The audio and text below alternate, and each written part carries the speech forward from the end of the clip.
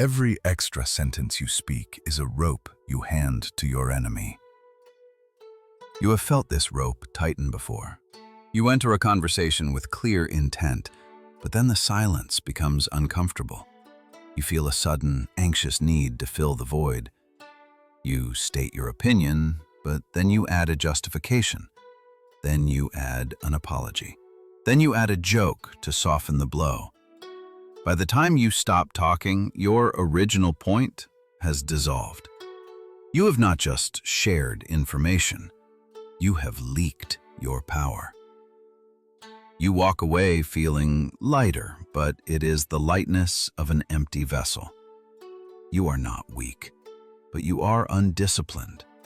You have been trained by a noisy world to believe that volume equals value. You have been taught that if you are not broadcasting, you do not exist. This is a lie that keeps you subservient. The man who cannot tolerate silence is a man who cannot trust himself. He needs the constant reflection of his own voice to know he is there. Today, we cut that need away. We look to the north, to the cold wisdom of the Havamal, to relearn the art of the closed mouth. Imagine a wooden hall 1,000 years ago. Outside, the wind is screaming and the snow is deep. Inside, the fire is the only light. A stranger walks in. In this world, trust is a luxury that few can afford. A wrong word does not just mean social awkwardness, it means a drawn blade. The stranger does not burst in shouting his name or his lineage. He shakes the snow from his cloak. He finds a corner.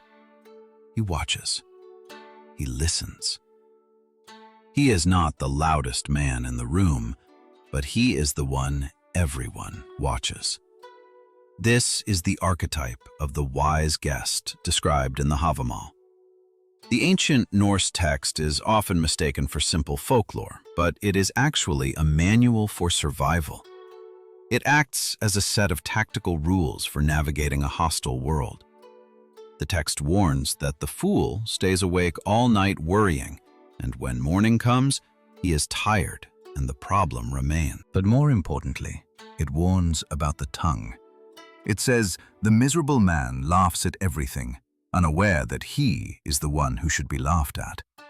The wise man knows that speech is a weapon, and like any blade, it dulls if you swing it at the air."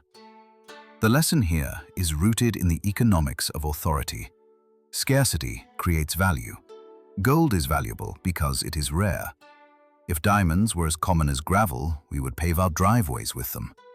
Your words follow the same law. When you flood the market with your opinions, your complaints, and your explanations, you devalue everything you say. The man who speaks constantly creates inflation in his own currency. Eventually, his words become worthless. No one listens to him because everyone knows he will never stop. Consider why you over-explain. You state a boundary, and then you explain why you set it. You explain because you are asking for permission. You are hoping the other person will validate your decision. You are handing them the authority to judge whether your boundary is reasonable. This is a submission signal. A king does not explain his decree to the peasant. A general does not explain the order to the private. They speak once. The authority lies in the silence that follows the command. When you rush to fill that silence with reasons, you are telling the world that you are not sure if you have the right to exist. This lack of control betrays you in conflict. When someone challenges you, your instinct is to defend. You build a fortress of arguments. You think that if you can just present enough logic, the other person will submit. But logic does not win emotional battles. The more you talk, the more surface area you give your opponent to attack. You give them hooks to grab onto. You give them specific phrases to twist. The Havamal teaches that the bird who talks too much eventually gets caught in the net. The silent bird watches the net fall and flies away. We must convert this philosophy into a protocol. You need a code of conduct for your tongue. This is not about becoming a mute monk. It is about becoming a sniper rather than a machine gunner. The first protocol is the law of one line.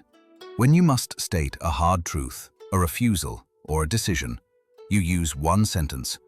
You do not add a because. You do not add a sorry. You say, I will not be doing that. Then you stop. You let the silence do the heavy lifting. The other person will wait for the explanation. Let them wait. In that wait, your status rises. The second protocol changes how you fight. When you are disrespected or challenged, do not launch a counter-argument. Instead, ask a question. The fool argues. The master investigates. If someone insults your work, do not list your credentials. Ask them, what specifically makes you say that? By asking a question, you flip the dynamic. You are no longer the one on trial. They are. They must now explain themselves to you. You have taken the high ground without raising your voice. You force them to burn their energy, while you conserve yours. The third protocol is the rule of the third breath. In a heated room, the impulse to react is faster than thought. You hear an insult, and your mouth opens before your mind engages. You must break this circuit. When you feel the urge to speak, wait. Breathe once. Breathe twice. Breathe a third time. Observe the room. Look at the faces of the people around you.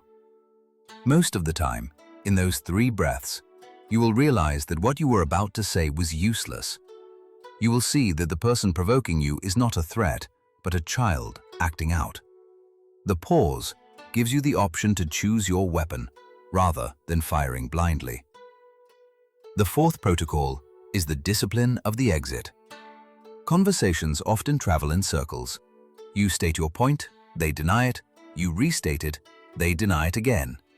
This is the wheel of futility. The warrior knows when the terrain offers no victory.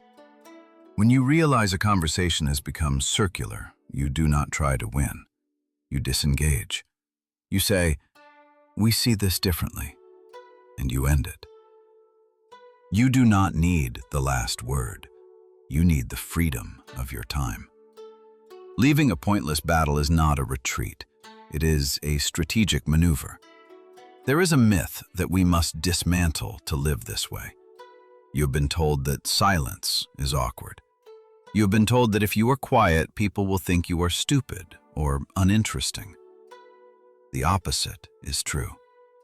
We live in a world of constant noise. Everyone is screaming for attention.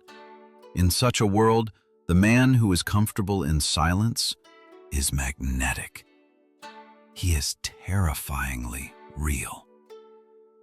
People project their own thoughts onto him. They wonder what he is thinking. They seek his approval because he does not give it freely. You might fear that this code makes you cold. You worry that you will lose connection with people. True connection does not come from babbling. It comes from presence. When you speak less, you listen more. You actually hear what people are saying rather than rehearsing your next line. Your words become thoughtful. When you do give a compliment, it lands with the weight of iron because it is rare.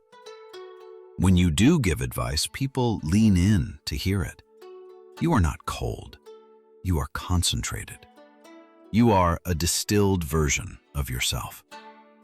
The Havamal warns us that the tongue is the head's worst enemy. It is a wild beast that must be caged by teeth and lips. If you let it run loose, it will lead you into traps you cannot escape. It will promise things you cannot deliver. It will insult allies you need. It will reveal secrets you should have kept.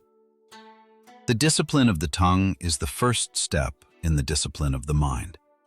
If you cannot control the muscle in your mouth, you cannot control the impulses in your spirit. Look at the men you respect most. Look at the characters in history or fiction who command the room. Do they chatter? Do they nervously fill the air with noise? No. They are comfortable in the void.